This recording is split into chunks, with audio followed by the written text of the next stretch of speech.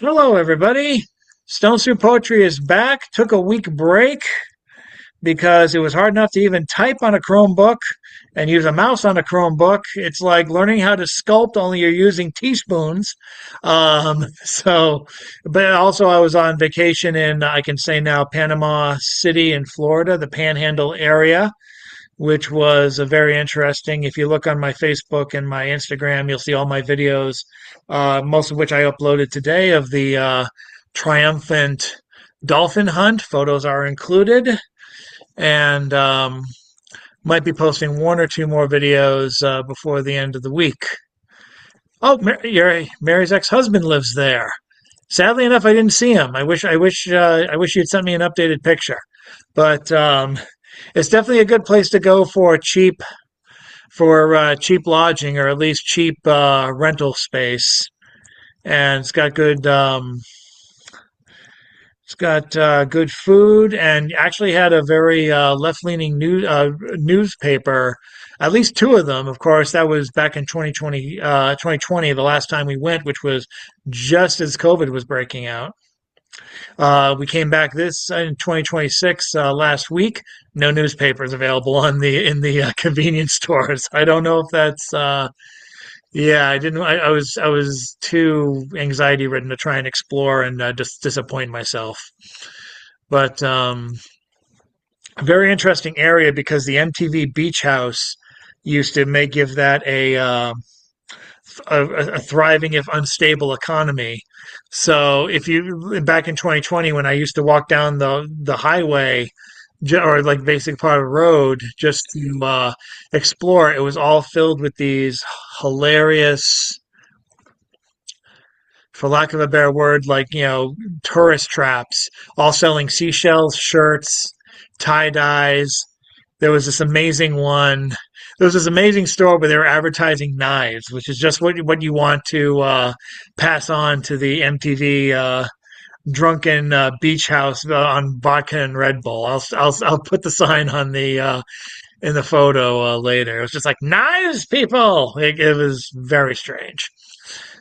But I'm back, and more importantly, we are here with Jules Nyquist. We are very excited to have her. I've been wanting to get her back, and we have a that this means because of her outreach and mine, we have I think poets from all over the country and potentially the world.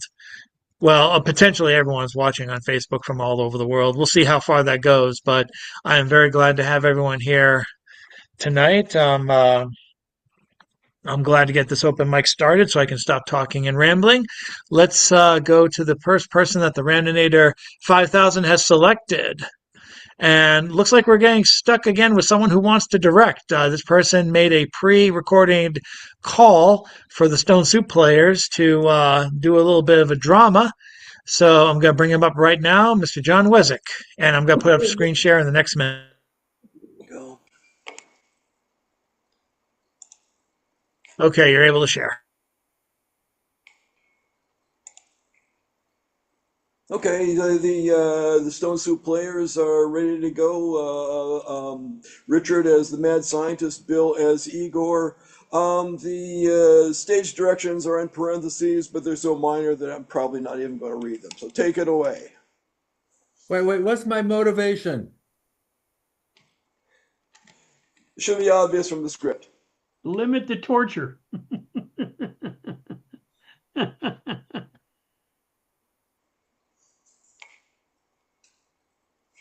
Mad Igor. scientist? Igor, Yes, master. pull up a chair. Igor, sit. The mad scientist business has been going through a minor correction, and I'm afraid I'm going to have to let you go. But use Internet of Things to hijack coffee makers. Make artificial superbrain. How was I supposed to know the greatest minds in the world would spend its time writing language poetry? No, I haven't come up with a decent evil scheme in years. Crossbreed emu jellyfish. Make ballroom. Car insurance. Yes, jellyfish, car insurance. Ah. I thought I'd save a few pennies using hydrogen. Then the sponsor refused to talk to me after my creation burned down that child's birthday party.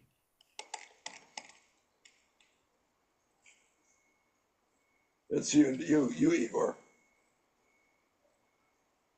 I'm lacing dental floss with What? Am I supposed to say that? Yes. Oh, You can mime it. lace dental floss with mind control virus. How was I to know? The Joint Chiefs of Staff practice poor dental hygiene. Now I'm all washed up. In recognition of your years of service, I'm giving you 2 weeks' wages. There's a form to extend your health care for 18 months using Cobra. Plus, I've written you this recommendation letter. To whom it may concern, Igor, whose surname I've never bothered to learn, has served as my faithful henchman for the past 18 years. During that period, I've sent him into minefields to retrieve plans for a death ray, had him Uh, tend zombies infected with a virus that could turn his brain into oatmeal uh, without cinnamon, and subjected him to gamma rays that shriveled his knackers. ah, Performed all these tasks without complaint. gamma ray fried knackers. Regretfully, the turn down in the economy has made him redundant. As such, I have to let him go. So, if you're looking for a dupe to send you into peril, or merely a patsy to take a fall for a felony you've committed, I heartily recommend Igor. Yours truly, yada, yada, yada. Dupe? Sucker?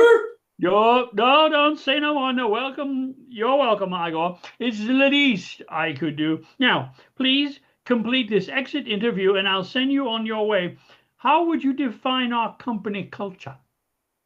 Cruel. Unforgiving. Can you give me an example? You threatened to feed me to piranha when I bent uranium fuel rod. I apologize. Failure to carry through with my threat must have made you think I am weak. But now, how do you feel? I've offered you the opportunity for advancement. You promise but never carry through. Well, how? You told me spill more flask of sulfuric acid. You replace brain with eggplant. And a brain made of eggplant would be an improvement. What were your best and worst days on the job? Kiss from female robot assistant. Then, then you said, "I'll keep this one whole after harvesting children's organs in Moldovan orphanage. Worst is today." Thank you for your candor. Would you recommend this company to future employees? Better than harvest organs. All right, then. Let's pick out that eggplant. He stands and leads. Oh. Thank you to the Stone Soup players. Yeah. Good job, Brother John. Good job. They may be back. Crazy, John. You're just wacko nuts. Thank you, John. I just had a inkling into my exit interview 10 to 15 years from now. Or next week. I haven't figured it out. Anyway, As let's God go wills. now to Marianne Honecker.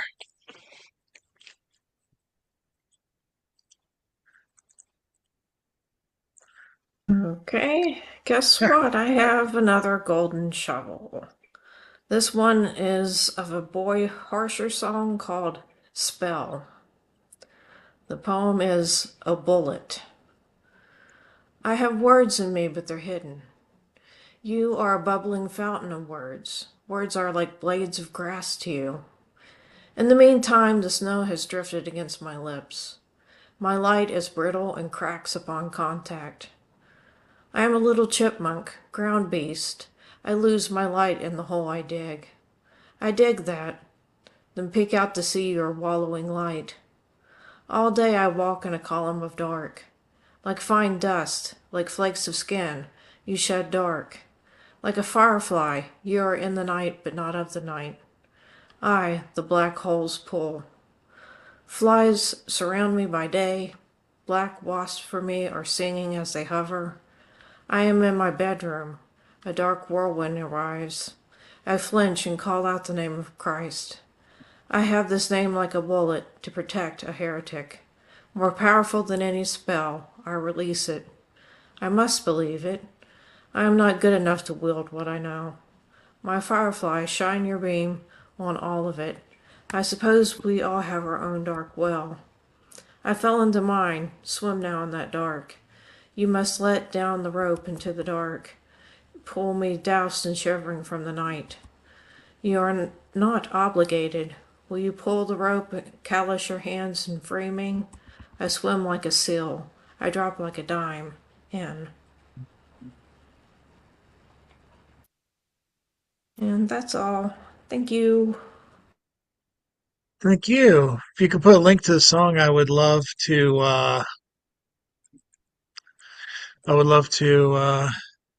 catch that one. We're gonna go now to the Generalissimo himself, Brian Franco. Welcome back. It's been a while.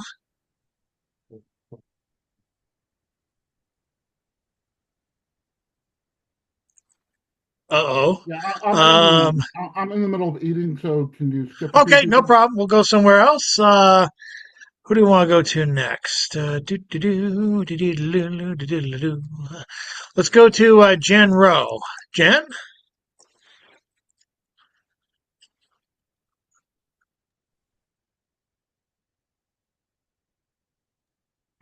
Thank you. Um, this is from last week's Black Seat Writers every Tuesday morning. It's called Fear Not. Take heart, be encouraged, keep hope that tunnels through despair. Even though Joseph Stalin died 1952, was dangerously mentally ill, Russia really helped defeat the Nazis, despite those deluded ones thinking the Nazis helped the USA.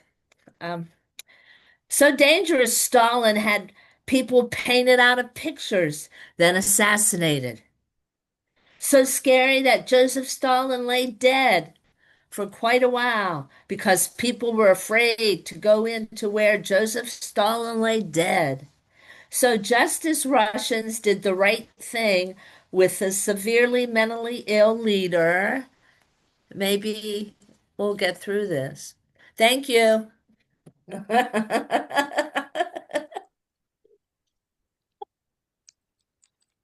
And there you have it.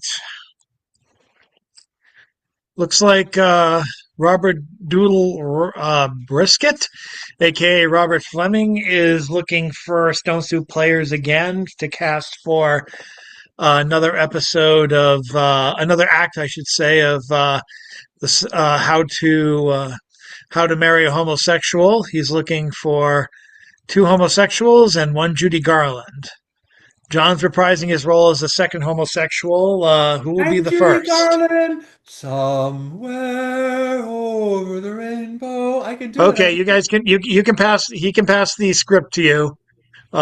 We'll we'll So continue. we need one more homosexual. Okay, we'll figure out the recruitment for that. And in the meantime, let's bring up Rita Rusty Rose. Yes, thank you, thank you. I'll share this one for a change. Hold on. This is in life. I've met so many different people, and this is the price of success. This is for Lee Israel, in keeping with the theme, Robert. Can you ever forgive her alcoholism, lesbianism, New York Times bestselling authorism? Can you forgive agents who refused to return her calls, who did not offer contracts at all, or listen to anything Miss Israel had to say, who failed to give her the time of day, that claimed her app writing style was passe? Can you forgive a lesbian monument to the word, penning famous puns as if overheard, who to survive assumed the life of a forger? Alcohol politely delayed this woman's departure. Simon and Schuster published a felonious memoir. Raise a toast to this dyke literate with the sidecar. Can you ever forgive me is the title of a brilliant repent. The intense book reads as if a screen treatment. New York Times lauds her achievement, but Lee herself would chuckle and post-death highbrow as her cremated soul takes a collective bow. Can you forgive this writer who fell on hard times, who claimed no other skill therefore turned to crime? Her story is a tale of woe, a read must. Can you forgive her? If not, as Lee may have said, bite my motherfucking departed gin-soaked dust.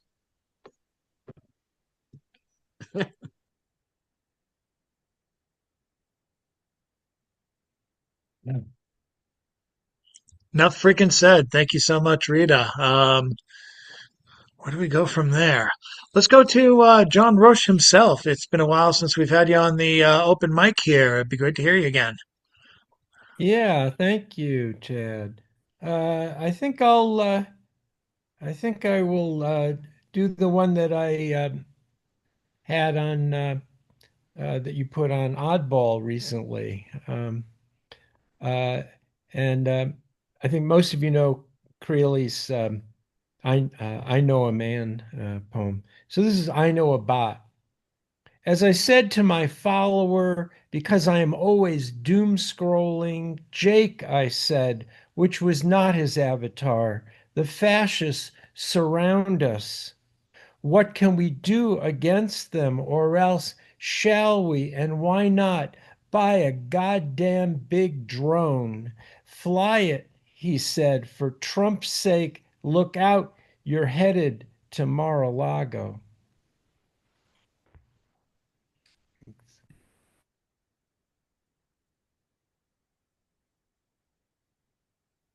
John's one of our, what I like to call, group of roving poets for Oddball Magazine. We're always looking for timely work, especially for the Monday slot. So consider submitting if you have never already. Up next, let's go with Mr. Richard Spizak.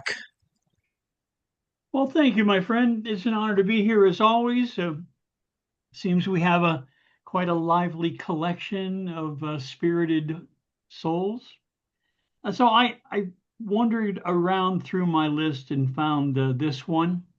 It is what you might call a negative tribute to the murderers of good people in Minnesota. The life of Iceman. It's called Oops Number 3.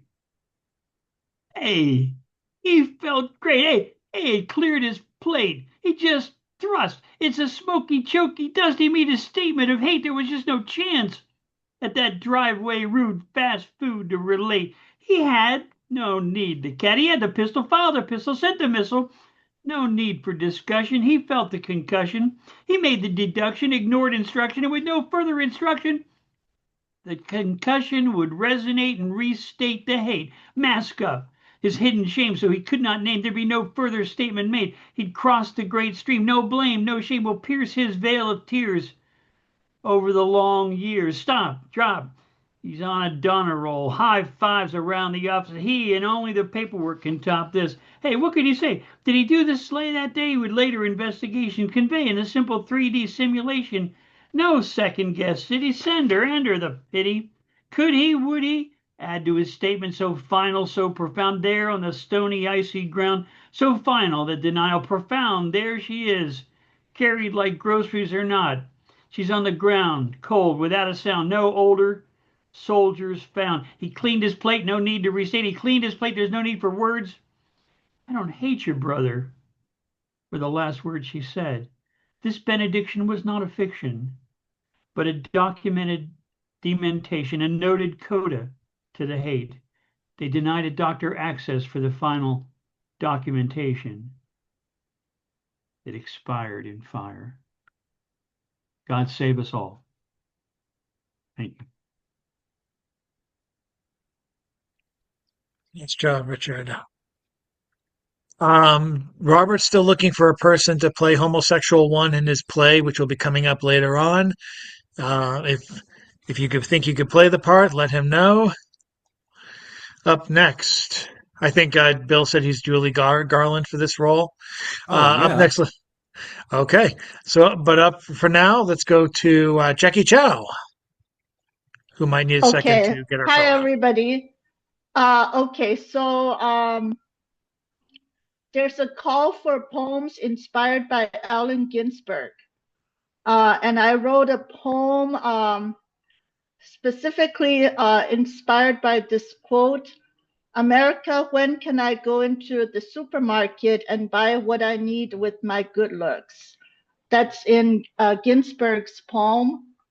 My poem is called America. America, I have exhausted my good looks at a dance studio in Eagle Rock.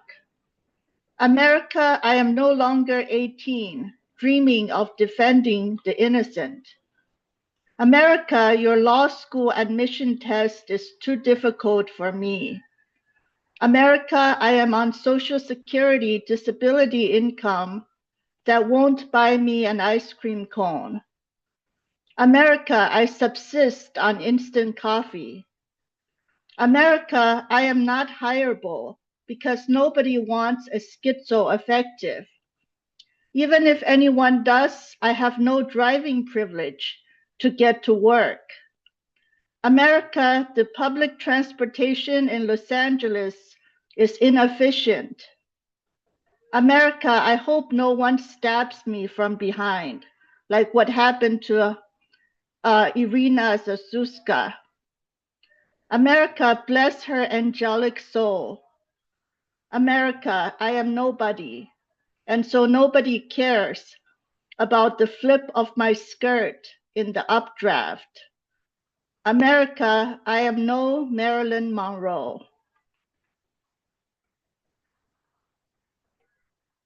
So we're reading only one poem? Well, if you have a short poem, you can put one in too. Okay, so this is for the chainmail poem response, and I will find out tomorrow if it's chosen or not. And it is also called Schizoaffective, but it's an ekphrastic poem after Edvard Munch. The screams are stuck inside of me, so no sound is coming out. I cover my ears to silence the voices, my palms squeezing my cheeks, my lids stretched so wide, my eyeballs are falling out, and I have pulled out my hair. I am bald as the nakedness of my fears, my mouth forming into the oval of shrieks landing on deaf gods. The sunset is fiery and fierce, my friends having abandoned me without leaving so much as a silhouette. Thank you.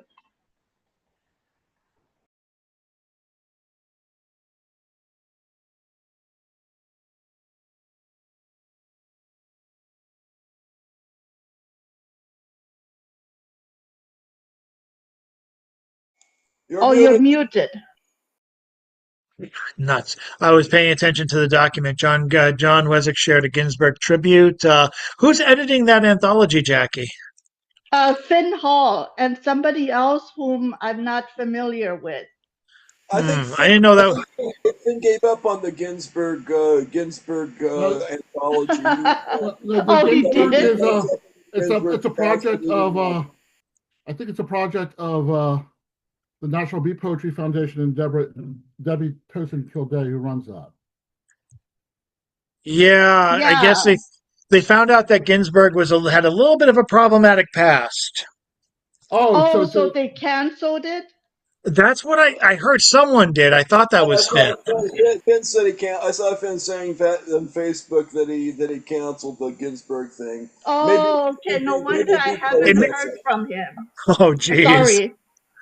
Yeah, it's something that happened. I actually knew about this because I was studying. I was doing Boston journalism back in the day, and come to find out, you find out that Allen Ginsberg was a member of NAMBLA. Really? Alleged, Wow. and allegedly, there was a Boston local like public access. Not I don't know if it was public. It might have been GBH interview with him saying like, what can you like? How can you be part of that organization, knowing what they've done? And Hmm. I have to admit, his defense Uh-huh. was unique. He said, "Well, my uncle molested me when I was a child, and I turned out okay." Oh, no, that's not right. there's And a female science fiction writer. I forget her name, who was married to the president of that organization, and so that was kind of it's shocking. yeah, I guess on one level you can't deny that Ginsburg didn't do the research, but Okay. but on the other hand, yikes. Um, so yeah, I could see why that would be ellipses. Yeah, ellipses again. Let's move on. And but although I didn't know if the anthology was scrapped or just the documentary he was working on too, because I think Finn Hall said he was working on that too. Yeah, But it's Finn had a post on Facebook. Look on that and see what he had to say. yeah. Oof. People have pasts. Up next, sweeping that under the rug, I see Sandy Vanone. Let's have you come up and read a bit. Thank you so much. Speaking of people who have passed, this poem is about a past experience my father had when he was a young boy. I'm joining you from Old Saybrook, Connecticut, and this must be my year of publishing things exclusively about disasters. Because I have this chapbook coming out about the Hartford Circus fire of 1944 that my dad survived, and also an anthology coming out from Salmon Poetry that I co-edited with poems inspired by the Titanic disaster. So there you have it. But this is a poem from the chapbook, and in addition to stories about my dad, there's this sonnet corona in it that's this kind of odd corona where every poem is in the voice of a circus performer. And it takes 10 minutes to read, so that's why I have to choose like this more narrative poem. This is called The Day After, July 7th, 1944. Let's pretend there was a good reason a father took his son, a boy, just turned 8, to the temporary morgue at the State Armory on Broad Street, where the dead stayed dead, tented underneath scratchy drab olive blankets on army-issued cots. Let's pretend, for some reason, he needed his son to see the outlines of other children's bodies, who may have stood near the day before, as all watched with amazement the big cats racing through the chutes to signal the opening of the greatest show on earth. And let's agree, it wasn't coincidence that the greatest loss of life recorded at the greatest show was by the animal chutes, where children and mothers got trapped, crushed, some even branded by the cage's metal fusing against their unsuspecting skin. Let's imagine another good reason for the boy to see where his body might have ended up in pugilistic posture, knees curled, arms raised as if to protect his face, had he not abandoned the cats and the chutes to return to his bleacher seat and admit I was lonely when his aunt asked why he came back. Let's say he didn't hear the occasional wailing of women piercing the dead, silence as the nurses slowly pulled back each army issued blanket, cot by cot, most of the adult men in Hartford absent elsewhere in a world at war. His mother and aunt, two of 1,500 volunteering the day after at one of 4 overwhelmed city hospitals. Let's pretend his father held the boy's hand the whole time, and after drove him to A.C. Peterson's for ice cream for being a good alive boy. Let's say the ice cream was pistachio, his favorite, appeasement for his disappointment at the circus lost before the second act. And while we're here, let's pretend there was no alcohol on his father's breath, that he was clean shirted and shaven and smelling of aqua velva and just a few cigarettes, and not the brand that might have set the entire day aflame.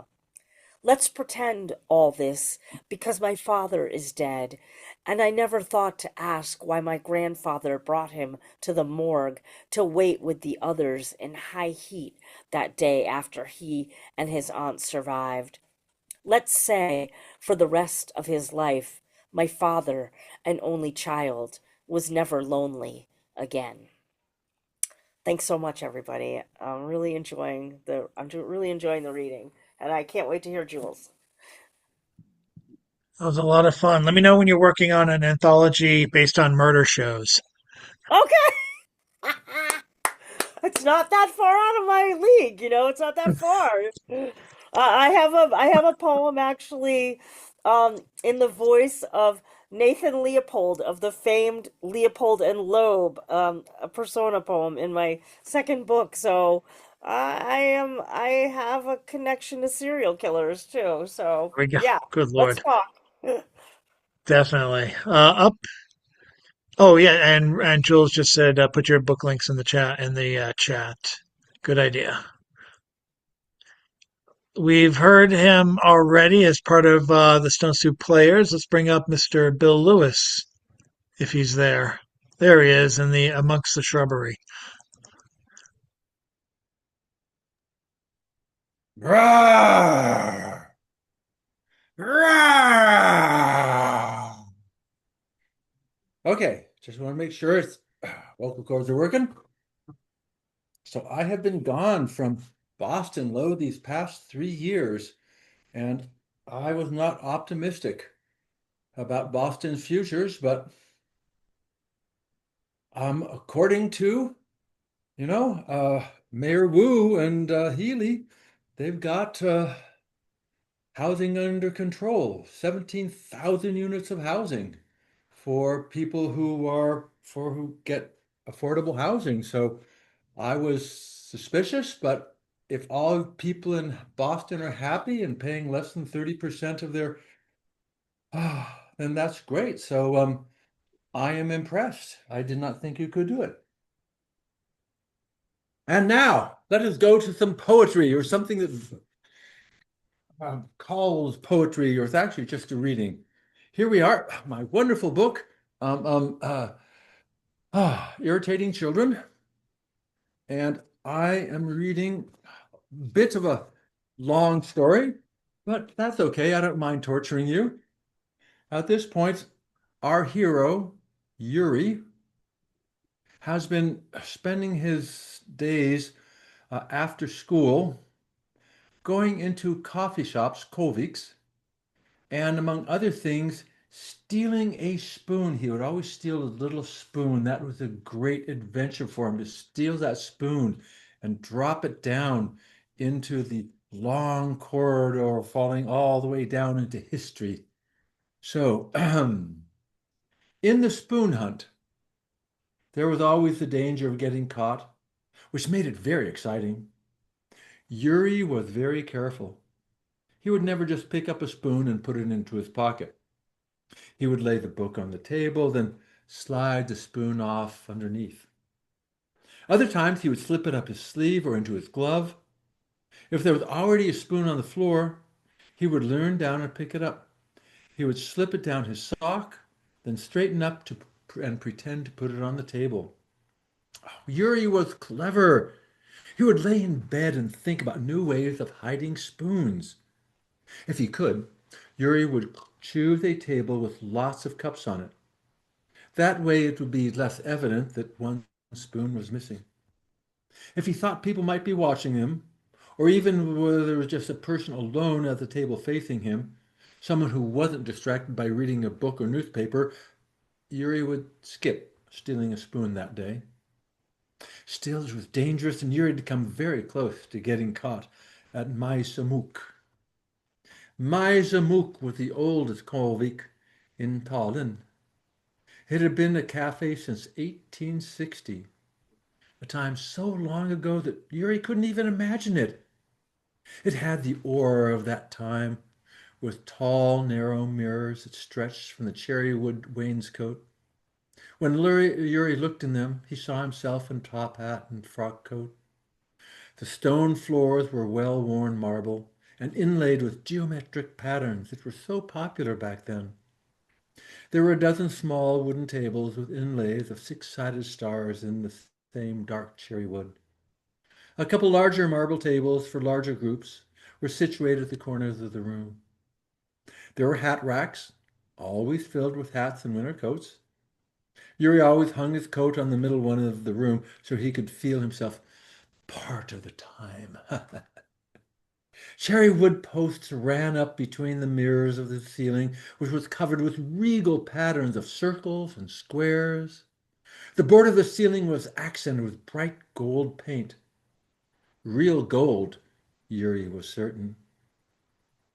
Facing the street was a great window 4 meters wide, through which the passerbys outside could be seen. And, if one looked at the mirror just right, one could make out the reflection of the flag flying from the Russian embassy on the opposite street. Royalty had drunk coffee there. So that is enough reading for the day. This is my adventures living in Estonia and making up stories. So anyway, I wanted to share that with you. Y'all have a good day. Thank you, Bill. I'd like to bring up next Barbara Huntington. There we go. This poem was appeared in Vox Populi, and it's about my late husband, and I had fun with the internal rhyme, so here it goes. Our big toes. I look down at my toe, disgusting thing, although it joggles a pleasant memory. My husband before his death, despite his Parkinson's, shaking head, his delight, surrounded by giggling girls. The tear in the headlight, fear in his eyes, briefly replaced by what? Lust? Memories? Perhaps of a youthful paramour, remembered sighs? When I could no longer trim his thickened nails that taunted him, my friend said, don't fool with it. Take him where they have tools for it. Thus, after our trip to the Apple store, where geniuses seemed to want to help him more than their mostly younger clientele, we walked back to the parking lot where a manicure salon reached out, pulled me in, and I pulled him. No other customers in the store. I never frequented places like those, rarely manicured fingers or toes. A mountains and garden gal, I relished mud between my toes, and besides, my nose rebelled at the chemical smells that filled those places. A young woman asked me what I would like, probably assumed Fred would leave, busy himself at the restaurant store, or maybe the library almost next door. But I pointed to his sandaled feet, size 10 to match his 6'2" height, which wasn't his size anymore, stooped, twisted neck, face forced toward the floor. Suddenly, all the girls gathered around him, smiled, giggled again, and showed him to a chair, and Fred obeyed and grinned at them. But among the smiles, one face was cross. An old woman stared, perhaps the boss, gave me a glare, pointed at my feet. So I nodded, sure, as she hustled me to a chair, then pulled out her stool and what looked like a very dangerous tool. I soaked and watched the fun, young women flirting with Fred, he happy as a clam, or maybe a knight, a ladies' man, pampered and bathed. Perhaps he imagined girlish hearts being won. I closed my eyes, soothed by the soak, until I awoke with a grasp of pain. Water turned red with the nip of her implement. I swear the old woman had an evil grin, but I apologized, did not want my predicament to spoil his fun. Assured them all I was okay as she applied some herb, and Fred maintained his goofy smile.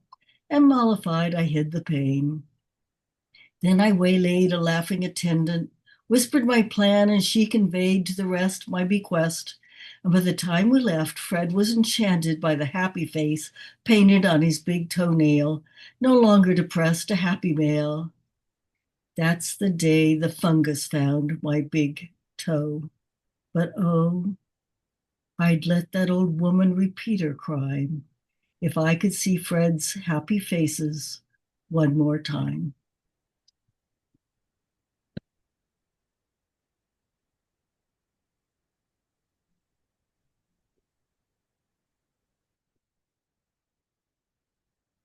Thank you so much, Barbara. I'd like to bring it now to Anna Jeffrey of the Controverse open mic that is featured in Malden twice a month. Oh, And hi. hopefully this will be the last snowstorm that moves things around. But stay tuned for more news. I do post the event. I do post about the event on the Stone Soup Facebook group, I think and we're of course supposed they to have get their some own on. Facebook. I think we're supposed to get some on Saturday, Chad. Is that what's happening? That's what I say. That's what I hear. Yeah, well, fortunately, our next one isn't till the 9th, so hopefully by then, if you Yeah. cross your fingers and don't curse me, we will be able to have it's actually Nancy Casey's feature that had to get bumped for the last snowstorm. So should be fun. She's great, the fashion poet. Anyway, you guys want to hear the thing that I read at Cantab last week? Sounds Yeah? good. All right. The title on this one is incredibly nerdy, and so is the poem. It's A Terran Year in Jupiter's Collapsing Polycule. Our story starts after 40 of my years in the stellar desert, brushing against the heliopause, wondering whether my latest wrong turn would turn my ellipse into a slingshot away from that bright spot. The memory of soul so calls me down, and so hopeful I let myself fall. The journey Herculean, trans-Neptunian, till I come across the gravity well of the king of the system, romantic in my approach, thinking maybe the time has come to settle in, and how nice it could be to bask in the glow of his churning brown and gold atmosphere, and here is warmth and light and a home in the cold cosmos, a place among the thin rings in the darkness of our first fight. He confesses the shoemaker Levy, but we try not to think about these things. The system built around him had the appearance of a healthy harem, ex-asteroids, captured planetoids, each with their own charms, each a jewel in its Galilean crown, dancing in the starlight, daring to dream we might make of it a permanent arrangement, commit to correcting the wobbles, blaming myself for the eccentricities of my orbit as I watch Europa make her final staggering exit. Io called back from the road to let him know the constant eruptions were just too much, and she just needs to let the ghost of that life go. Callisto bucked off ages ago, and now it's just Ganymede and me, and he still needs company. Skin hungry, great spot spiraling red in the face, aurora exploding, seas roiling, and underneath a mushy core of electricity charging his magnetosphere, blasting a path clear that can't calm my trembling gaslit body. I used to wander free. He got me tidally locked. Better to be a comet to the sun, anonymous Trojan in a cast of thousands. I miss my stars. I miss the carefree intimacy of orc cloud encounters, Kuiper Belt rendezvous, running with the centaurs, cruising the boat with Charon, warming up to the god of ore, to the god of love, to Gaia. When the stars are right, the second try, I find all forces on my side, three-body problem, chaotically expelling me, propelling me, reaching the escape velocity of his gravity. Now he's on his own tour, 10-hour days, 10,000 days a year. My dust and gas is out of here, correcting my trajectory, revolving around my own axis, my own orbit. Someday, maybe I'll have my own moon to write poems to. When August marks the Jovian Legion will be mythology, another misremembered, mangled, manipulated story. I'll be another one that got away.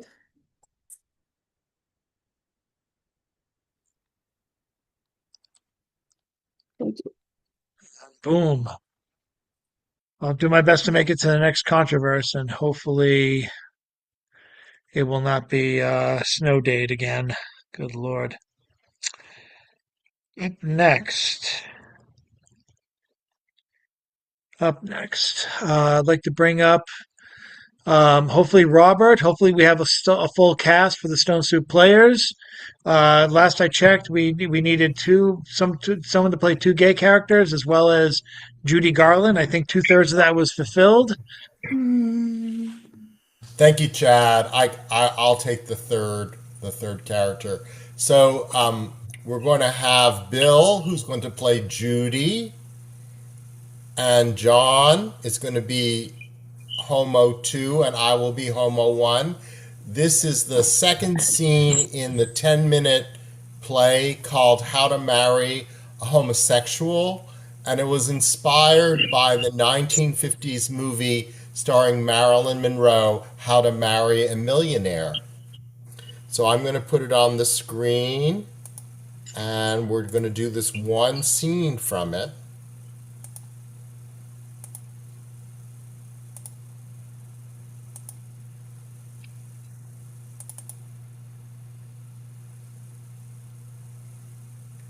So here we go. The scene is located at the baths.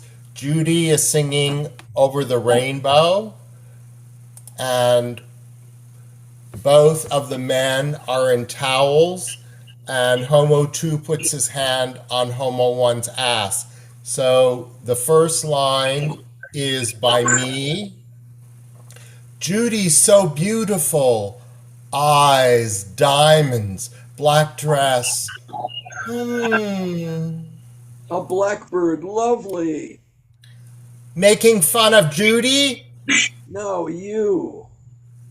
How dare you? Take your hands off my ass.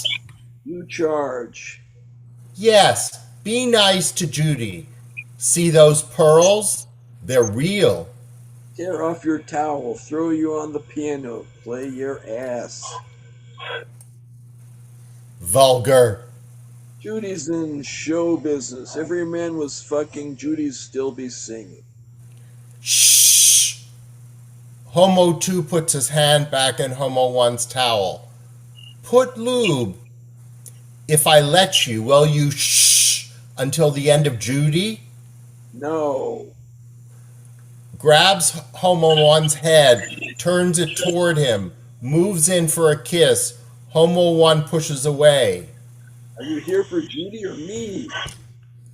Judy, you two. Boys, are you getting along?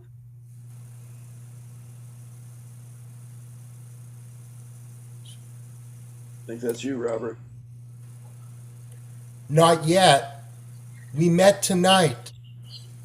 Oh, love at first sight. You refuse him again. I'll sing The Man That Got Away. Oh, yes. Oh, please, sing it. My encore after the show, take me for a drink? Anything for Judy. Mhm. Meet me at the front, 15 after the show ends. 30 minutes. Have to do him in the sauna. Okay, bring your friend along. Hope you're still friends after the sauna.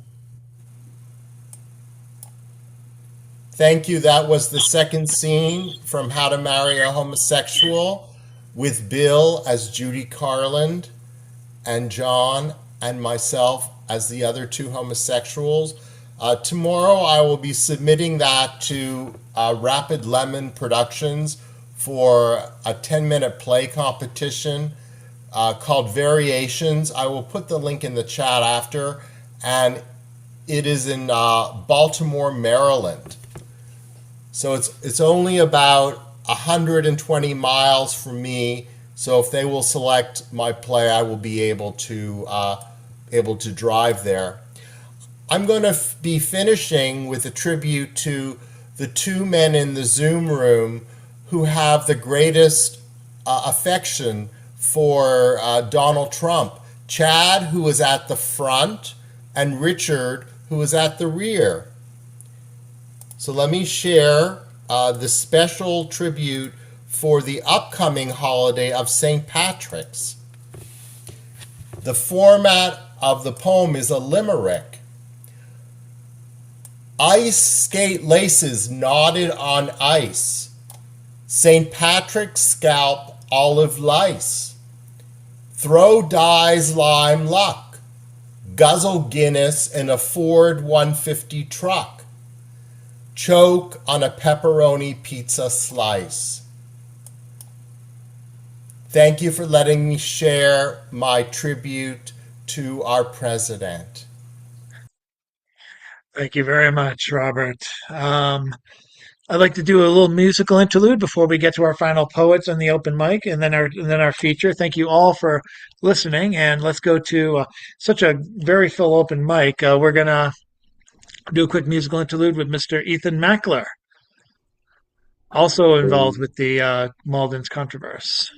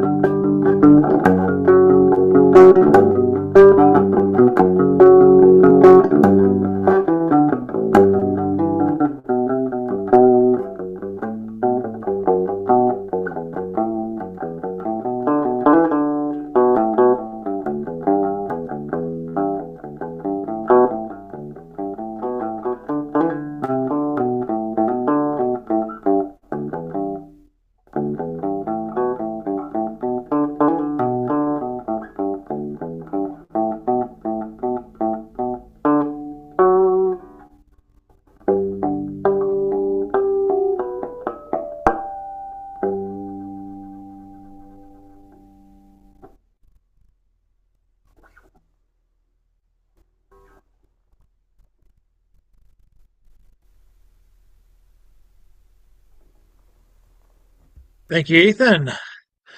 And now, would Generalissimo Brian Franco be done with his officer's meal That is correct. My in the MRE, admiral room? That's what they yes, call the special room for the military in the Ronald Reagan Airport in Virginia, D.C. my Are you ready, MRE sir? that yeah, I had an MRE that I bought at Ocean State Job Lot about 7 years ago, and it was still good. It was You might need to turn up your volume or get closer to the mic. You're a little faint. said, I ate an MRE that I bought at Ocean State Job Lot about 7 years ago. And Oh, it was still good, but it tasted terrible. So, that's the way mm. things are sometimes. But it didn't make me sick. Okay, I'm gonna do two poems. Where's the first one? Da, da, da, da. I don't know if you can put yourself closer to the mic, but it's still kind of sounding faint, sir. Okay, hold on 1 second. Let's see if I can make it louder for you. Um, Maybe this is not a. Do you hear me better now? Yes. Okay, I guess I had to lean in. Okay. Poem number one. I guess they have 12-step programs for just about everything these days. Hello, everyone. My name is Brian. I am a hot fucking mess. Of course, messes, by definition, are not pretty to look at. I am the aftermath of after a Category 5 hurricane. Actually, I'm more like a tsunami because tsunamis cause multiple messes. And despite that most of my messes resulted from situations beyond my control, how I reacted or didn't react to said situations created those messes. I think I might find a sense of order in making messes. Maybe I should embrace my acumen for making messes. Maybe I shouldn't discount the worth of the messes I make. Maybe I could finally look into a figurative mirror, like when a red light turns green and the car in front of me doesn't budge because some asshole is on the phone. So I lay on the horn really hard and the asshole flips me off before speeding off, just as the previously green light turns from yellow to red. Consequently, the mess in my mirror looks fucking gorgeous. And then poem two is called, let's get to the top of this page. Why I am legally banned from changing my name to Louis. I shall soon cross the threshold of existing 6 decades on the big blue marble. My once prominent cheekbones are playing hide and seek beneath my prominently chubby cheeks. My chin has found its zen beneath a thick goatee that looks like a wire-haired terrier had an affair with a schnauzer and is as white as the driven snow. I have forgone a full beard after a woman in line at Trader Joe's asked me how much I charge her to play Santa for her grandkids. She'd rent the suit for me. I'm thinking of getting little Louis Vuitton logos tattooed on the bags under my eyes. I wonder if Louis Vuitton sent a cease and desist letter about my newly acquired luggage. Would the laser tattoo removal cost more than a set of non-counterfeit Louis Vuitton luggage? Thank you.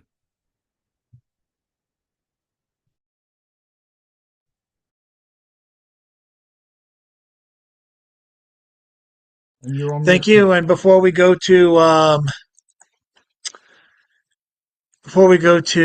of our newcomers, there's Elaine H. If you're interested in reading, I hadn't asked you yet, but if you're interested, Yes, yes. This one is called Navigating a Road with an Old Body. How did this happen? She whispered. We weren't supposed to get old. I smiled, feeling the exact same way. Getting older is a privilege. But what happens along the way is a whole different story. I find myself running out of steam halfway through the day, feeling like an antique automobile. Yes, Nova. Nova. It won't go. My hair has a few more highlights than the last time I looked. The smile lines have deepened. And I look at this body and wonder, indeed, how did this happen? That's all.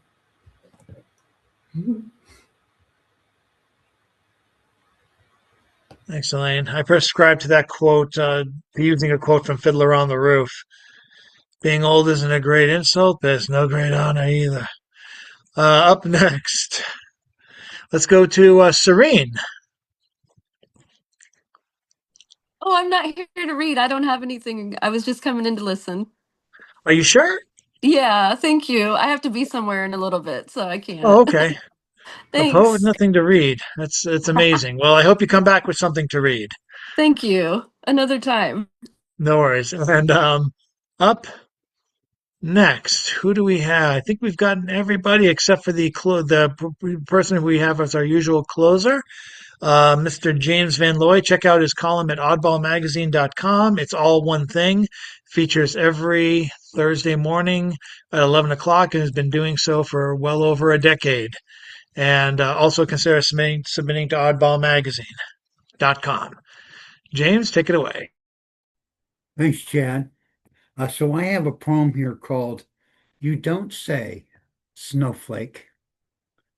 Fragility hangs in the air to be and have its crystal form dashed down to the ground by any slight pressure, shimmering symmetry, suspended and whispering down through frosty air, icons of divinity precipitated, falling, falling even blown sideways. Who ever knew what so cold and hard could be so fragile that can't stand the faintest touch, especially in such rush?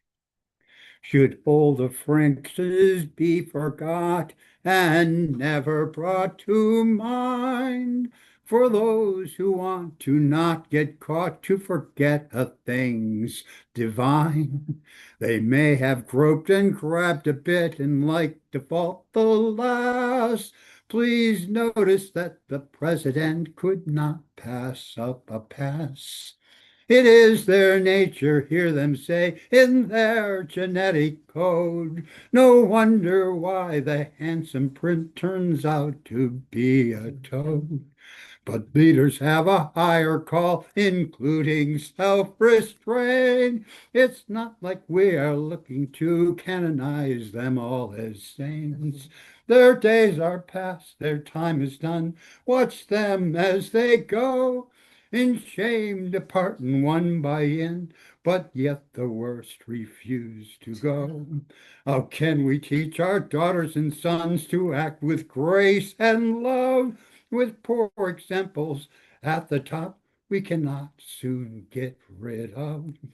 Should old offenses be forgot and never brought to mind? If that were true, the lesson taught builds ill for womankind.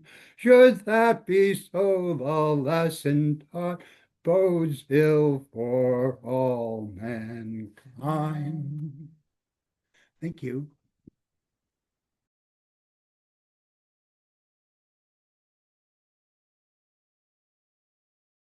Thank you, James, and thanks to everyone who read tonight and is and all our of you are just giddy to hear Jules read next. Some quick closing statements to the open mic or to just Stone Soup before I shut up and let her do her thing. Um, Coming back next week, all of you. If some of you are here for the first time, as far as I can see, and I hope you come back for Arthur Stratosphere Williams, who will be kicking off the month of March. I also might be trying to put in another Stone Soup writing workshop. You're all invited to that as well whenever I put it in. And I should be announcing other features for May and April. Some people who've already put their names in early. Another thing is. I'm trying to put this in a delicate way. Trigger warning. Topic of essay is coming up. I was trying to do a search of writers who have written about the Jeffrey Epstein abomination. Let's just put it that way. And one of the things that I noticed is that the majority of the poems I've been able to find online, and please correct me if I'm wrong, and please send me links if I'm wrong. They've been predominantly written by men.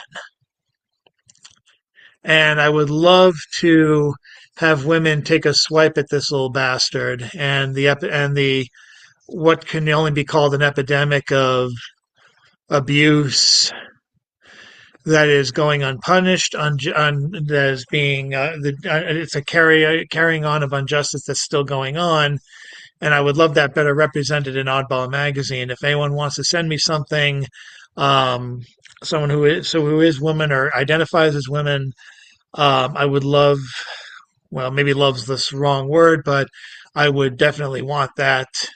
Not you, Robert. I would definitely want that to be that representation to show up more in Oddball magazine. It's just strange how I've noticed that that hasn't happened, and I know it's a delicate subject. I know there are people who probably are too concerned to might be too concerned for their own well-being to put themselves out there.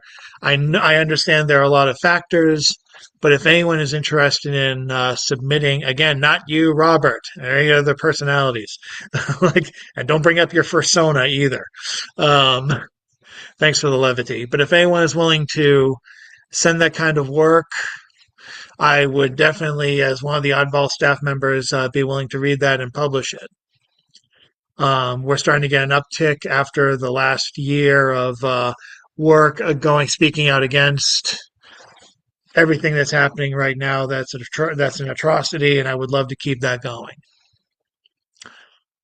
So thank you for my little mini TED talk, and let's get on to the most important part. This is what you're all here for. This is what you all gathered for tonight. Jules Nyquist is featuring tonight. It is my time to read the boilerplate, and then I finally do what everyone has been waiting for me to do and shut up and let the poet do their thing. Jules Nyquist, PhD. I should be calling you Dr. Jules, should I not? But I appreciate you not standing on ceremony. Jules is the founder of the Jules Poetry Playhouse. Now, if you did the Dr. Jules Poetry Playhouse, that'd be something, but it's hard to change things once the LLC is set up. The Jules Poetry Playhouse in Placitas, New Mexico. Her recent award-winning books are Atomic Paradise, Homesick Then, and the Sistina Playbook from Poetry Playhouse Publications. She took her PhD in post-secondary adult education from Capella University and her MFA in writing and literature from Bennington College. Her poems have been featured in print, online, audio, radio, or in person at various readings and events, including the New Mexico History Conference in La Cruces, New Mexico, the American Psychological Association Conference in Denver, Colorado, the John Quill Motel in Bisbee, Arizona, the Rattlesnake Museum in Albuquerque, New Mexico, a kind of small array gallery in Magdalena, New Mexico, the Briar in Minneapolis, the Black Dog Cafe in St. Paul, Minnesota, but also Minneapolis, Minnesota, duh. A Masonic Lodge in Bemdine, New Mexico, the New Mexico Humanities Council in Albuquerque, New Mexico, Uncorked in Los Alamos, New Mexico, and featured at the International Women's Day at the Santa Fe Capitol Rotunda and many other bookstores, bars, galleries, and elsewhere.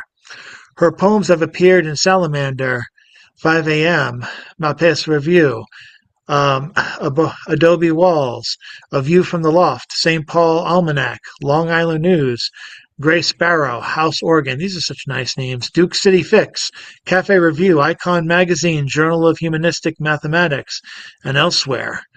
And visit the poetryplayhouse.com website, which I will link here in the chat. And above all, listen to her right now as I tell you all, ladies and gentlemen, folks of all ages and types, put your hands together 40 to 50 times for Jules Nyquist. The doctor is in. Thank you, Chad. What a nice introduction. And I would also add that Oddball Magazine is in there as one of the publications. So thank you for that. And I will send you something regarding the Epstein drama here. So I'm actually going to read something towards the end. So stay tuned. So it's a pleasure to be here to see everybody. It's been a while since I read on Zoom. So this is great. And I'm glad it's recorded. Check out our website at poetryplayhouse.com. We are in beautiful Placitas, New Mexico, which is just north of Albuquerque, south of Santa Fe, kind of between. And we're doing in-person classes, writing. We do some readings. We have a whole archive, about 5 or 6 years worth online. There's a link in poetryplayhouse.com. So if you want to see our past Zoom readings, and we also record current readings, they are all on our YouTube channel. And our books are out there too. So both myself and my husband, Jen Rocher, and we publish books of poets. So check it out. Um, so I'm planning to read for about 20 minutes, I guess. So um, and I'm going to do a little bit of everything, some new things, some old things. I'm going to start with some pandemic poems. It's been about 5 years, so I'll take you back. I think it's interesting to look back on that perspective. And then we'll go into, some New Mexico. We've got politics. And of course, we've got Atomic Paradise and wrapping it up with that as well. So I'm going to start with this poem called In Bernalillo, a Blessing. Bernalillo is our little neighbor city next to us. And this was written in March of 2020. So enjoy the ride back to the beginning of the pandemic. In the palm of my hand arrives spring. I stop the car for bursting wisteria. I can only take a photo in the age of stay-at-home pandemic. I meet my friend in the parking lot of Tractor Supply on 2nd. She is low on toilet paper, and I give her 6 rolls in a bag in exchange for some flour. We smile with our eyes. She is wearing a mask in her car. I set the bag in her trunk along with an Easter card. We won't be gathering for brunch this year. The road sign on the way down says, "Stay safe, social distance, shop alone." Even the casinos are closed. The billboard with our beautiful mountain says, "Flatten the curve." Tractor Supply has baby chicks, but I don't go in, just drive the slow road home. Traffic is light and no one is tailgating me or in a hurry. The cattle graze, horses are in the fields, and a guy with a cowboy hat leads his horse out of the trailer. Someone put out a baby goat sign, and the cottonwoods are catching up in green. For this moment, I hold spring in my palm. Home is 2 of us and 2 cats. We're healthy. We know what's for dinner. We eat on our patio. We can hold hands.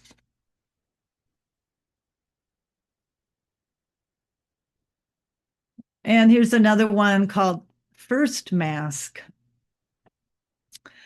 The first mask came in the mail, a small, thin envelope with only one stamp sent by my work colleague, whose friend helped sew fabric to protect me from the air. We're really supposed to wear these and not be embarrassed? I'd rather wear gloves, more fashionable. Yet here are our friends, and unless I'm in my yard or on Zoom or in my car, out of my bubble, what choice do I have when I want to shop? No federal mandate, so we scrounge for more masks, no more pulling up my scarf or closing the door before the supply meets the demand.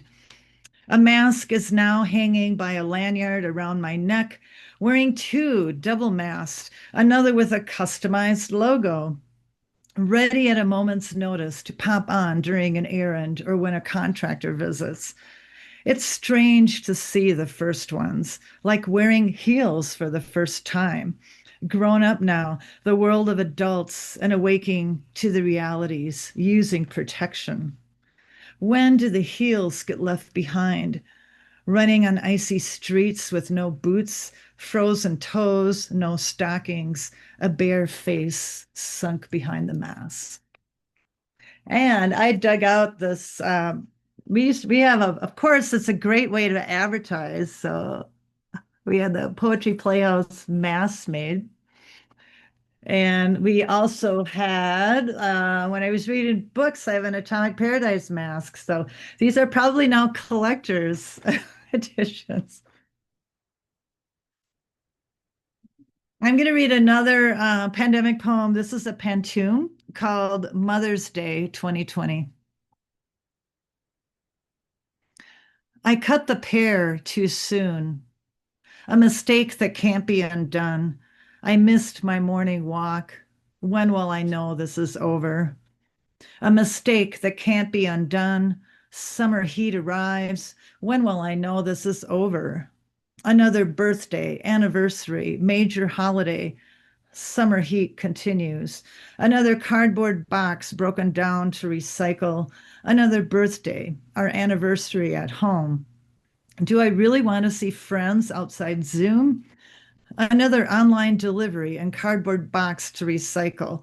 Remember to wash my mask, wash my hands. Do I really want another work meeting on Zoom? It's too early to reopen anything. Remember the social distancing on a patio? I drop off a loaf of bread for Mother's Day to my niece.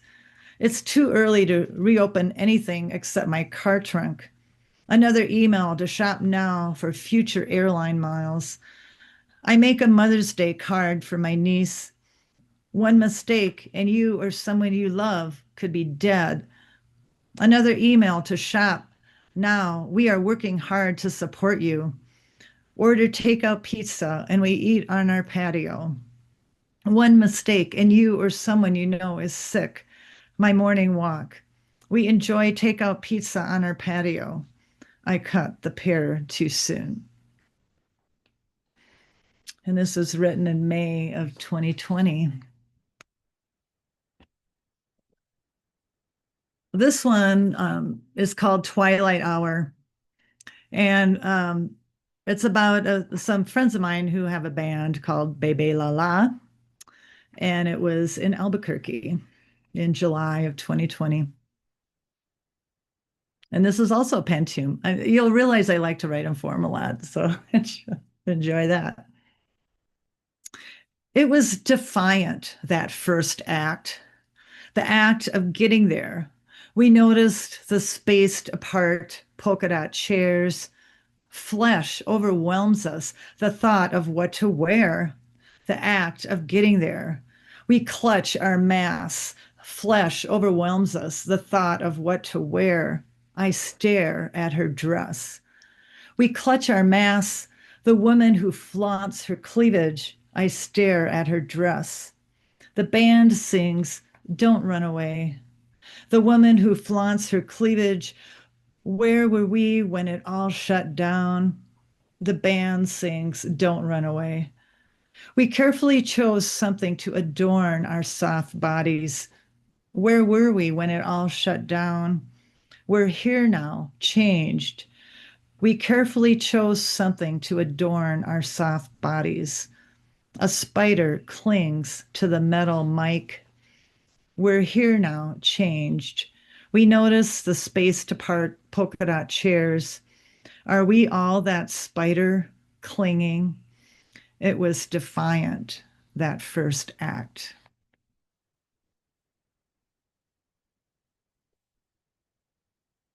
Okay, and I'm going to move a little bit into New Mexico. This one is called Her, and it's in respect to Anne Sexton's Her Kind, which is another poet I love. And this was published in Icon magazine, which is a women's magazine. I have dressed up in the desert, high heels sinking into sand, fabric billowing, home-sewn inserts, catching on yucca blades gone mad. Radioactive mountains purr. This woman thing is not a fad. I have been her. I have been the other woman, the white praying mantis on your back. In August, the turtles were my totems, broken hopes at home, stroking my cats. I sat in my car, a voyager. A woman like that has ice in her hair. I have been her. I have gone out alone, rising with the roosters, a crow. My strong tongue sings with the bones. I'm with you, sisters. I know that taste of blood in my mouth. No amateurs. My mother and my sister-in-law falling from vertigo. I speak with the dead. I have been her.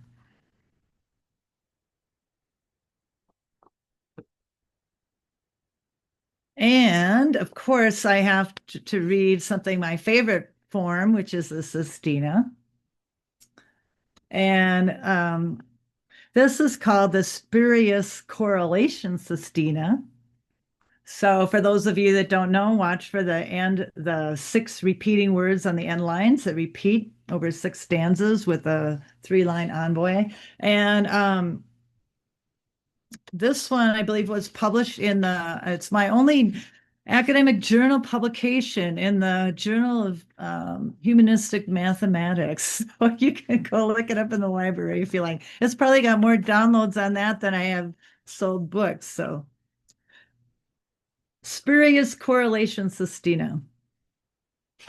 When 0 is a temperature, it is an interval scale that dips below an imaginary line to go negative, as in a thermometer, in a pandemic used as permission to measure our temperature. But how do we measure something that falls below 0, like the weight of a bird? Our thermometer won't register an invisible temperature, and we will disappear like the imaginary checkbook balance of youth. On a scale of probability, the chances of converting the Fahrenheit scale to centigrade was remote.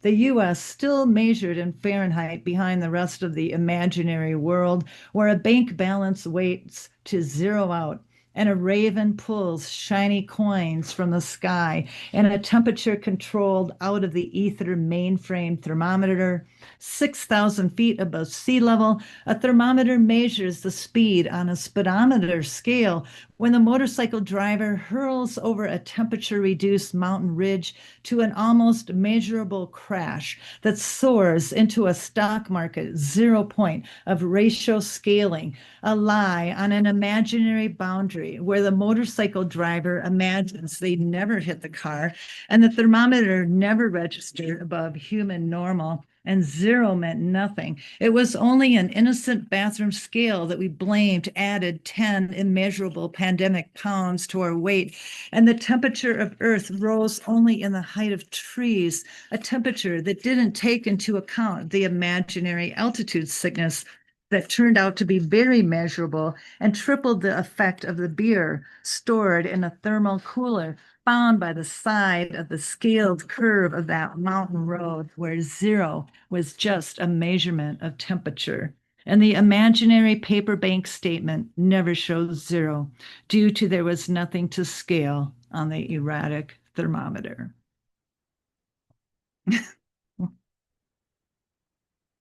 Those beautiful sestinas, I love their form.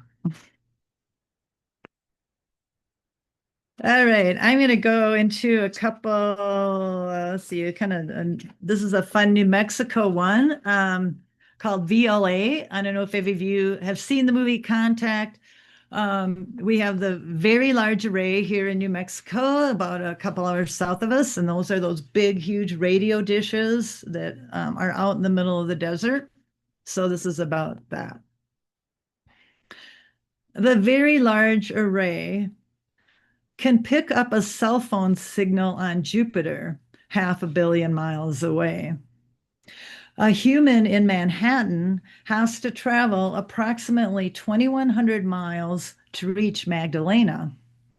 Cell phone signals rise from the center of the New York universe with 1.6 million people squeezed into 22 miles.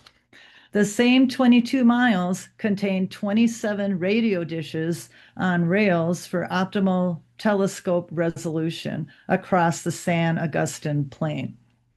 A few humans maintain nonstop radio listening on the dry desert lakebed surrounded by mountains. Astrophysicists from around the world watch as maps are created of three-dimensional objects, stars, nebula, black holes, named in numbers, or maybe after animals or objects. Radio waves penetrate dust to reveal ancient constellations lined up in precise patterns. Multiple data streams change with each Earth rotation, probing universes, unknown to the New Yorker on 84th Street, who looks up to make contact between concrete.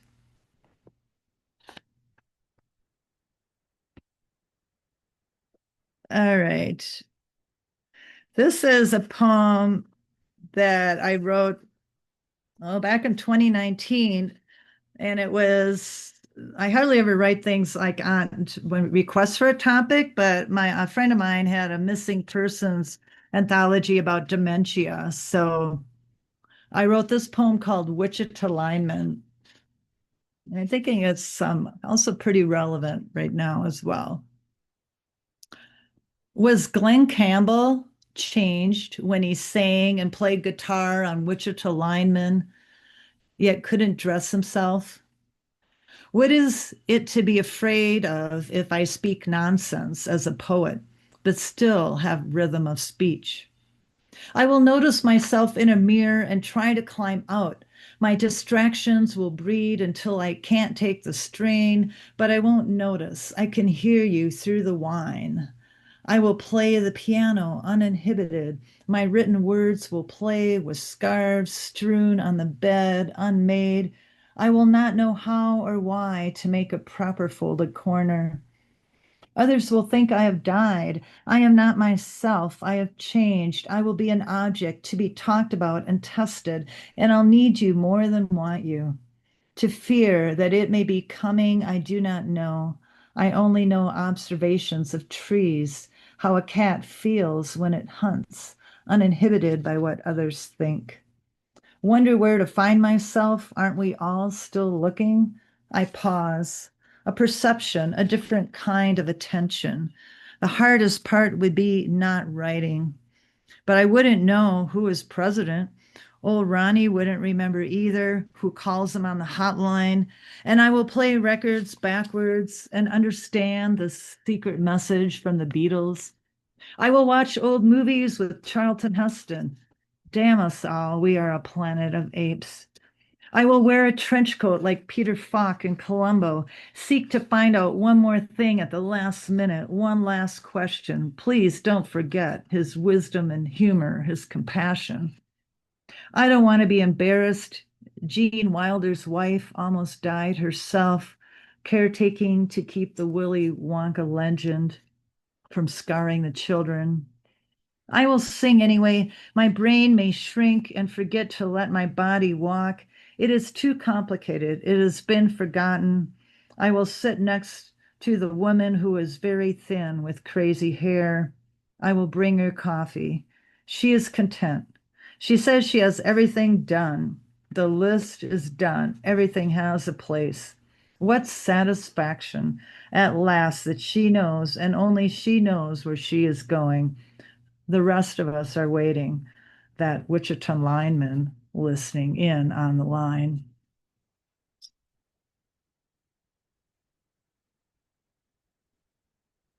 All right, I'm going to move into some more recent poems that talk about politics, current events, working from home. So this one is called Half Staff. The flag in the car lot flies at half staff. That day arrived finally when the dictator died. His ego failed at last to buy his way into heaven. The wind whipped around the stars and stripes and shredded its edges. The flag was lit up all night in the lot with a spotlight and rained on all day. The drivers rushing by on the freeway honked in celebration. The successor was hiding in the cement-laden rose garden, afraid to speak to the jeering crowds of ordinary citizens holding up their phone cameras, taking to the streets, crashing their cars into the fences.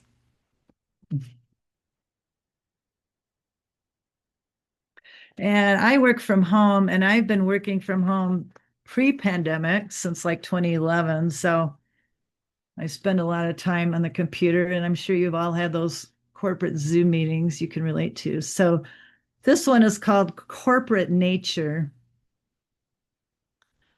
The workplace leader thought of fun as recounting his Alaska cruise into bear contests, Zoom breakouts in teams of grizzlies, polar, and pandas.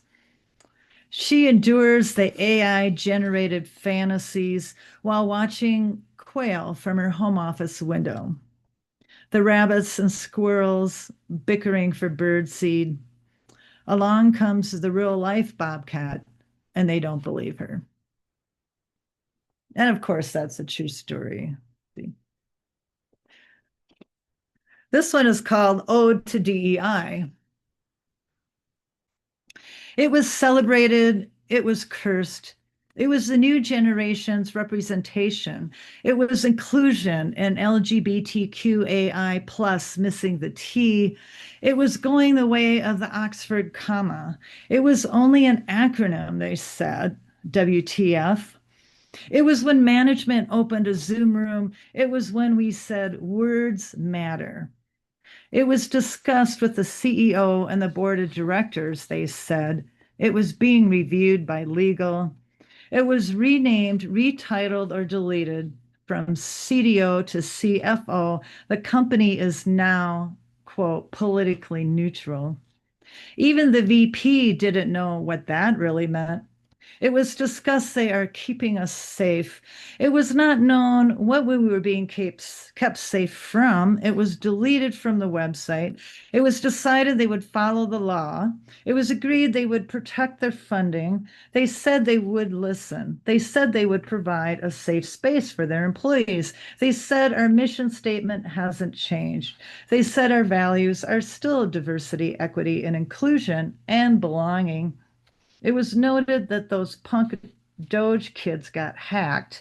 It was ambiguous when we pressed for talking points. It was under a cloud of dread, they said. We really don't know. And that one's probably still going on. This is a persona poem called Trash.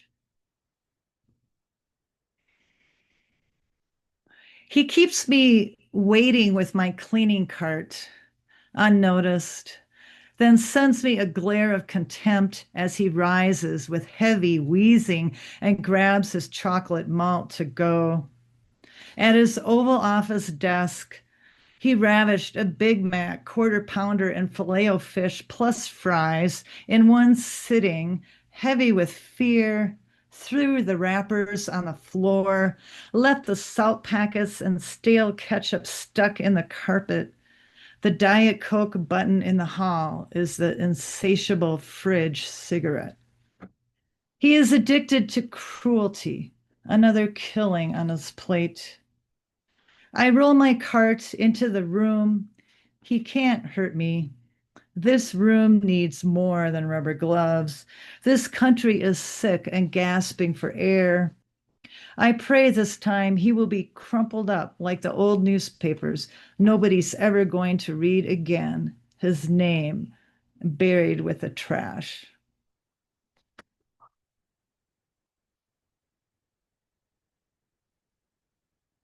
Okay, so this is one. These are also very recent ones. And actually, I was just working on these in the last week or so. This one is for Minneapolis and St. Paul. I was born in Minnesota and St. Paul and lived in Minnesota for 48 years until I moved to New Mexico. And this one is called Fake Spring. The woman in a coffee-stained robe on Selby and Western in St. Paul darts out from her apartment, uses her phone as an observer to capture the present moment. ICE agents in camo and masks, guns strapped to their legs. The women with the other observers and the armed men stand on the street together. She is in her blue bathrobe, her bare legs and slippers on ice, the dirt covering heaps of snowbanks with dark, dirty crud. We are used to a fake spring. ICE now goes undercover with in-state license plates, terrorizing smaller towns, hoping for less resistance. ICE is still here. The government is still lying, and we observers are still documenting. We know what we see with our eyes. We know when the snowpack melts, the Mississippi will flood us with facts. demanding justice. And on that day, spring will arrive.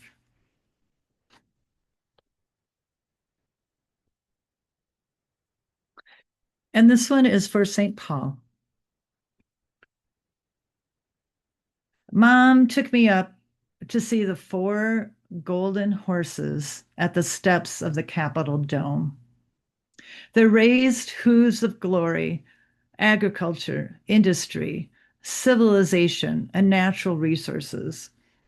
Horses flanked by 2 women. One holds the staff bearing the name Minnesota. The other cradles a horn of plenty. St. Paul, city of my birth, my certificate of citizenship. Today, close up, carved into a horse's flank, I witness graffiti, ice out. An act urging on that charioteer to snap the reins and ride those 4 horses through the icy streets with the people. Pineapples emerging from the hub of the wheels. Now, Mayor Callily Her takes the reins, makes egg rolls and foil trays to bring to the protesters, enforces safety against federal occupation. As the first Hmong and first woman mayor, she lights candles for those born here, for immigrants and refugees, luminous in the dark January winter.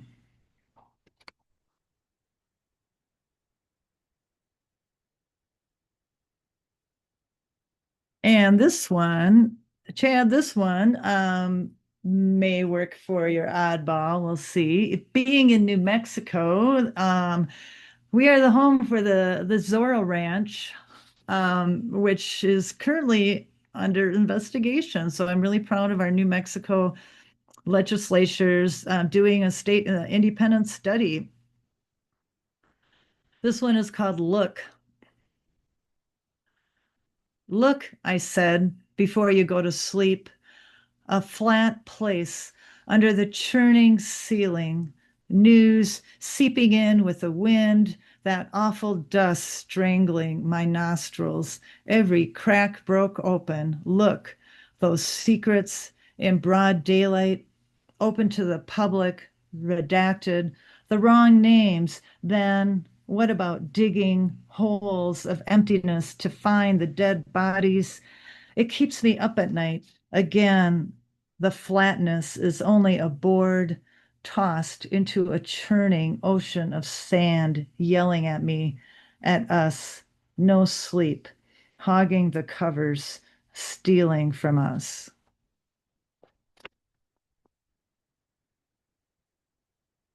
And that was inspired by attending John's Creeley workshop. All right, I'm going to read a couple of more, 2 more like uplifting poems. And then if you like, Chad, I can do a mini encore for a couple of poems from Atomic Paradise. Sounds good. Okay. This one is for my little great nephew, Fox, who is 7. I think he has the best name, Fox. So it's called After Walt Whitman. My great nephew asks, "Why is your cat black?" Petting him, he remarks, "Why is he so soft?" "That's a cat," I answer. "I don't know any more than he." "Why don't humans have fur? Why do birds have feathers? Why did the quail families raise their chicks in our backyard?" "I guess we were randomly chosen, or we happened to be here on their spot. Or I guess the quail are lucky we keep the spaces open for them. We scatter birdseed and watch all the variety of birds bicker and play among the bird baths. Or I guess I like watching quail more than overhearing angry men. No matter what leaders pretend to rule over, the quail will be here. My great nephew will keep asking important questions." And that one's for Fox. This is a short one called Sonnet for Joy. And it has some contrasts. The words caught and freed are after a prompt from Elizabeth Bishop. So, caught, the bubble of the madman's shit about to burst on his own country's citizens. Out with the man-child. Pangeo. Enough of mass terrorists in our people's house. Freed. Balloon costumes, spirits of joy, marching with kindness, leading millions. We, the people.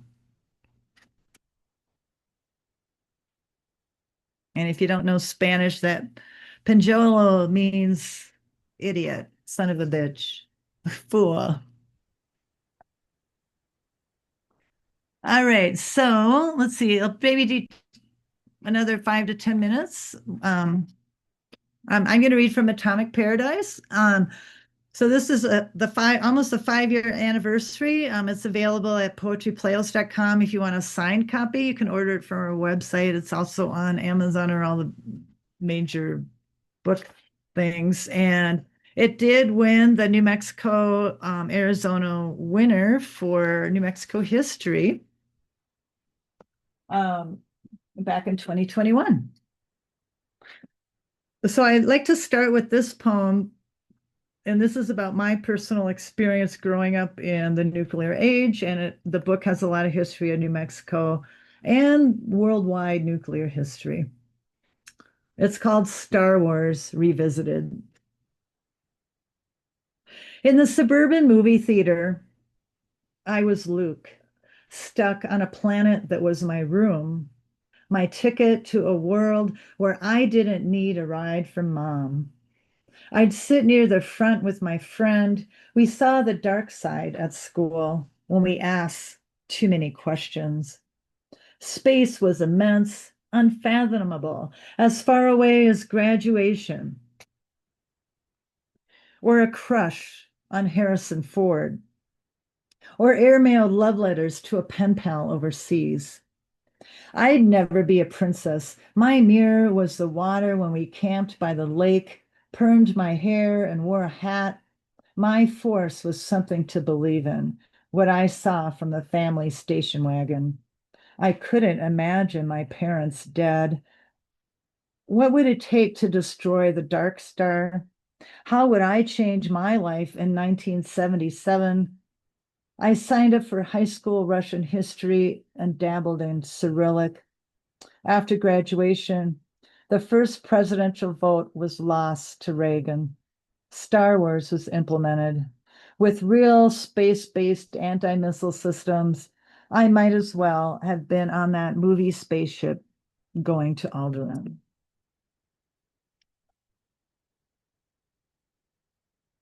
And I think I'll read, this is another Sistina.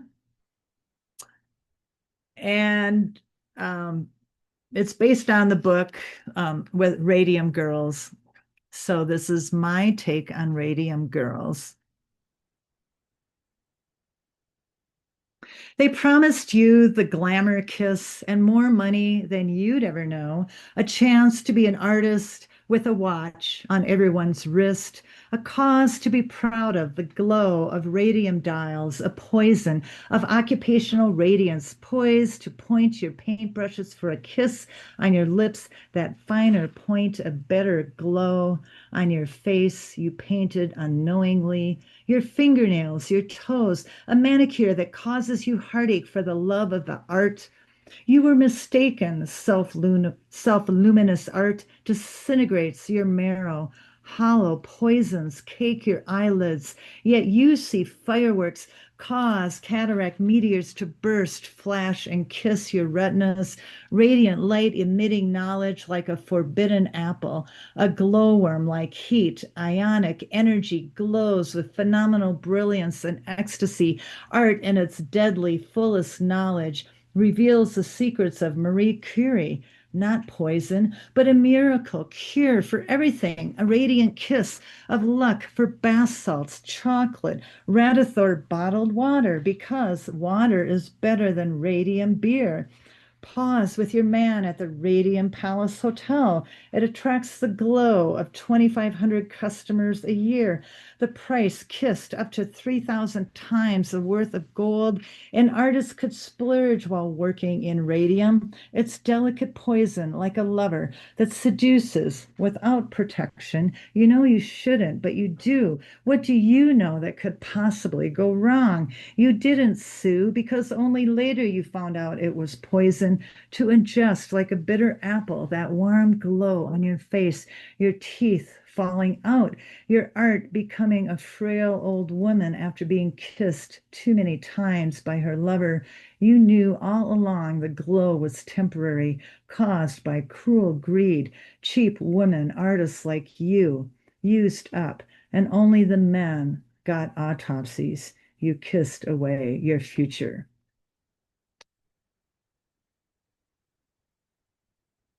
All right. I'm going to read two more. And the last one, because John is here, we have some East Coast people. I'm reading Niantic. And this is also a true story. So some of you may recognize this. We order lime margaritas at the Main Street Grill, sit on the deck overlooking Niantic Bay, blue on blue view, Long Island Sound in the distance, a chilly breeze blowing out the sun.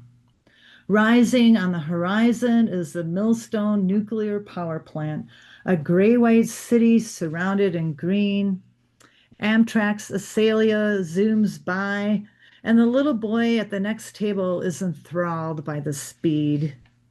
You tell me how your Uncle Bill, an electrician proud to help construct Nuclear Reactor Unit 1 in the late 60s to bring New England into the atomic age. We guess he was probably there at the plant opening, December 28th, 1970. He moved his family from Hartford to a house in Waterford near Millstone Point so he could see the plant every day while swimming at the beach. We forgo another margarita and head out to sunny Main Street with a tourist sipping wine or eating ice cream. How many know what that low tide brings or where the crosswinds will blow? The next shutdown looms as cooling reactors raise the water temperature. Uncle Bill's Unit 1 shut down in 1998, but Units 2 and 3 continue to operate, earning OSHA's top award for workplace safety. The little boy's generation will be guaranteed nuclear generated electricity to 2056. That one's for you, Janet. All right, I got one final poem, and this one, I know Sandy will like this. I don't know if she had to go or not, but this is a double sestina. So this is a sestina that's got 12 stanzas and 12 end words that repeat. And this one is called a decaying nuclear bomb double sestina. And you'll notice the last word in every line is bomb. So you're going to hear that repeated. And I did that because there have been 2,053 nuclear explosions worldwide in the 20th century.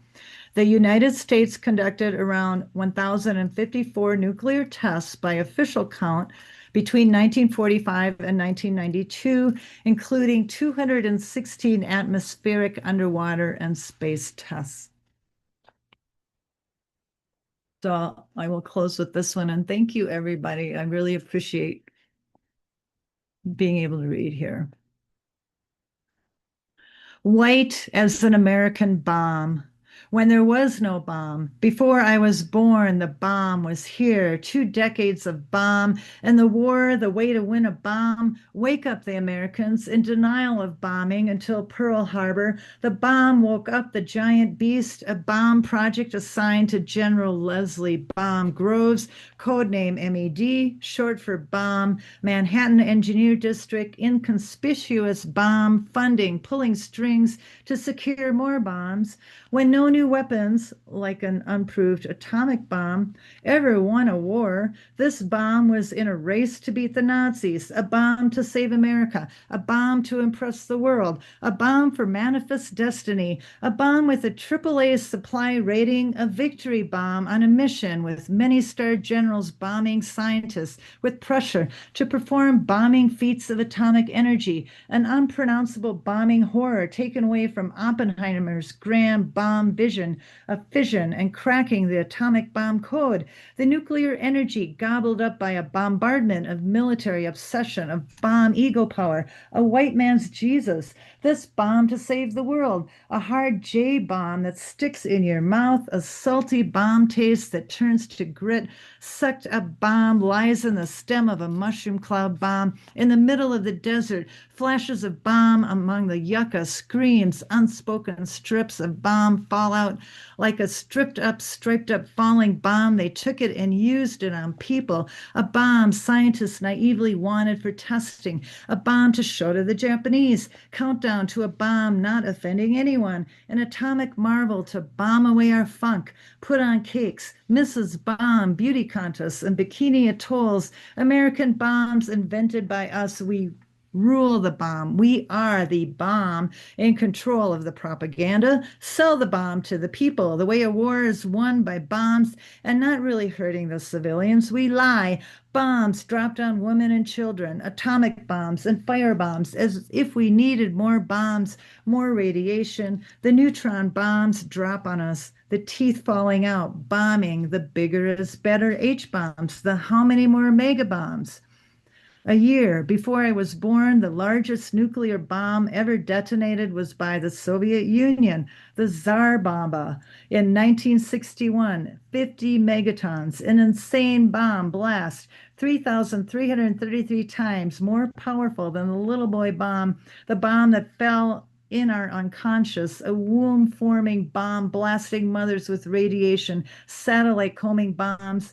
1979, the next country going rogue with the bomb is Israel.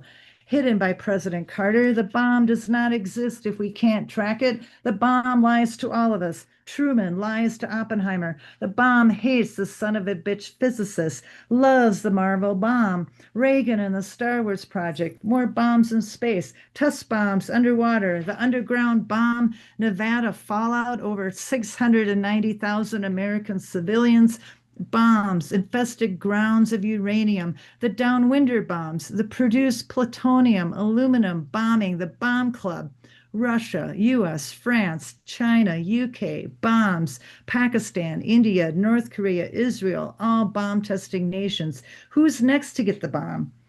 Nuclear power plants, the new energy wave, bombing, safely humming along until they don't bomb. The Fukushimas, the Chernobyls, insatiable lust for bombs, the pit houses lined up in rows, bombs, not in my backyard bombs, finding funding even today to stockpile more bombs, never giving it up just in case bombs, sitting there with unused codes. When is the end of the atomic bomb?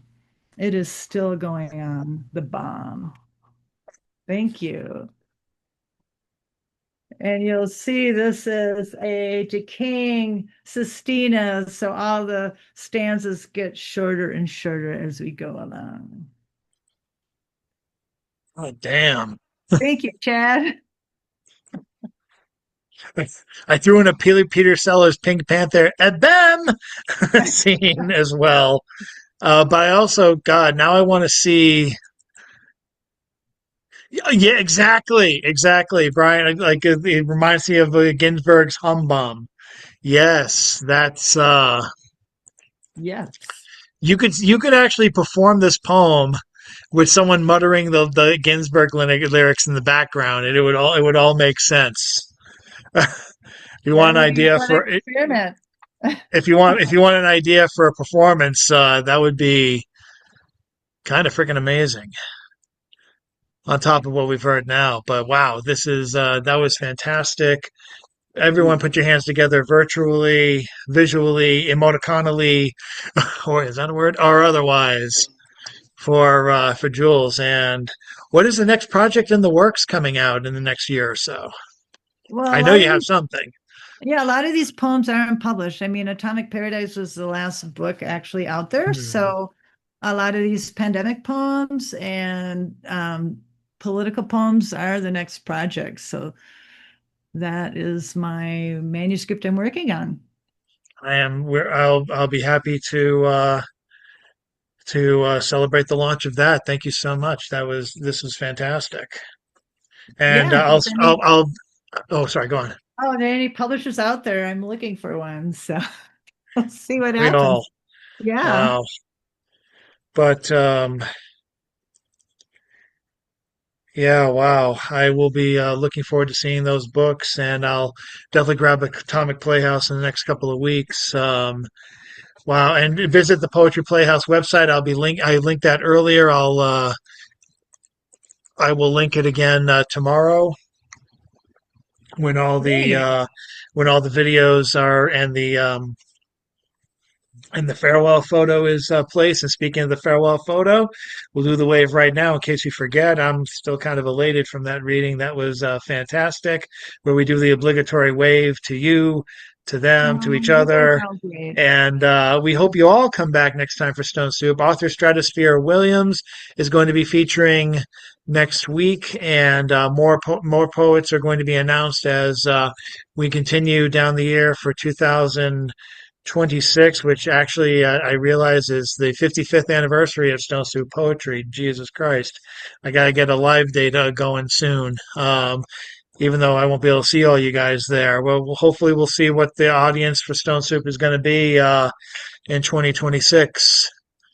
Um, so yes, and yes, and answer to Ryan, next week, meaning same bat time, same bat channel, Wednesdays from 7 to 9 Eastern, always until further notice. If we do get a regular physical gathering date, that might change things a little bit, but I will not be giving up the online group anytime soon, regardless of what happens. I'm so glad you guys are here to witness what I'm able to put together and what other poets are graciously able to assemble for themselves. Thanks so much, Jules, and thanks so much, Doc. And we are going to look forward to seeing your work. Submit to Oddball Magazine, just as the poets other poets on this site, on this call have said they're going to. And stay tuned. And above all, take care of yourself and take care of someone else if you can. It could be like this every week. All we need is you. And with that, we are going to sign out. And thank you all so much for this wonderful gathering. And thanks to Jules for the wonderful feature. Thank you, Chad. Thank Yeah. you. And as I like to say, he show's over. See you next time.